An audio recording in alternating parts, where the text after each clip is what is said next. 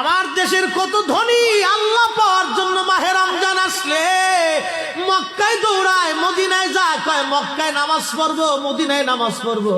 1 রাকাত নামাজে 1 লক্ষ রাকাতের সওয়াব, 1 রাকাত নামাজে 50,000 রাকাতের সওয়াব।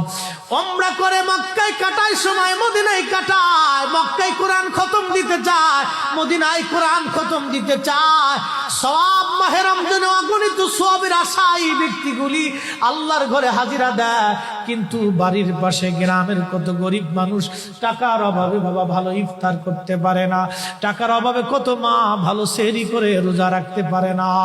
এই ধনীরা এই গরিব মানুষের ঘরে খাবার না দিয়ে আল্লাহরে পাওয়ার জন্য মক্কা মদিনায় দৌড়ায়। আল্লাহ ডাক দেখো, বান্দা একবার মরে দেখ, কায়দা মতো জুতা দিয়ে পিটামো, আমার বান্দারা না খায় ইফতার করবে, আর তুই আল্লাহ পাওয়ার জন্য মক্কায় আইছো, এমন আল্লাহ আমি ধরা দেব না।